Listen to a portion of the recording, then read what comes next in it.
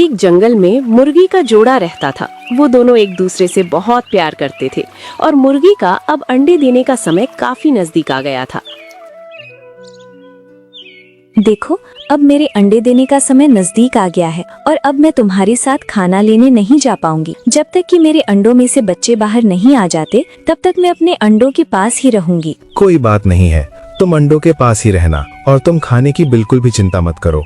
मैं तुम्हारे लिए खाना लेकर आऊंगा और अब मौसम भी साफ है। मैं आने वाले बच्चों के लिए भी खाना इकट्ठा करूंगा। तुम बेफिक्र होकर अपने अंडों के पास रहो। आजकल जंगल में बहुत शिकारी घूमते हैं। इसीलिए तो मुझको अंडों से ज्यादा तुम्हारी फिक्र हो रही है।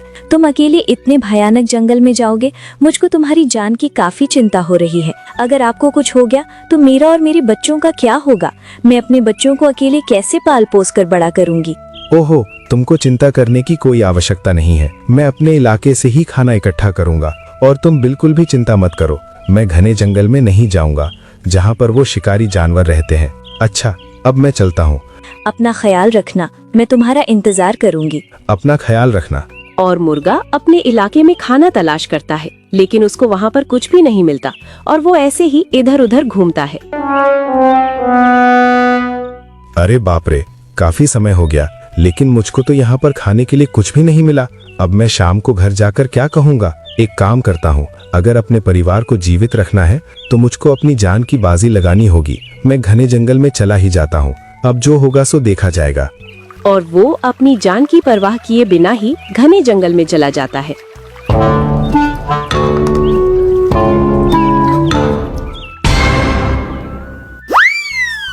तुम्हारा स्वागत है मित्र। आखिर मैं 2 दिनों से काफी भूखा हूँ। आज तुम मिल गए। मैं तुम्हारा तंदूरी चिकन बनाकर खाऊंगा। अरे ये कैसी नाइंसाफी है? एक तरफ तो तुम मुझको मित्र कह रहे हो और दूसरी तरफ मुझको मारकर खाने की बात कर रहे हो। ये जंगल है मेरे दोस्त, बेरहम जंगल।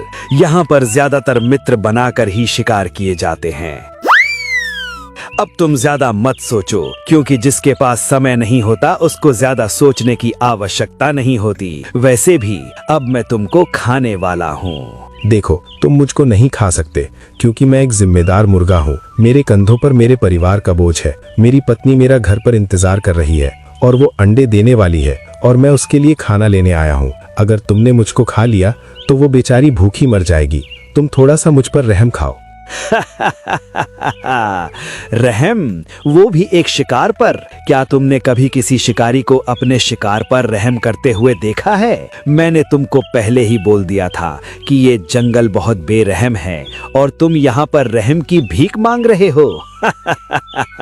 एक जंगल में मुर्गी का जोड़ा रहता था।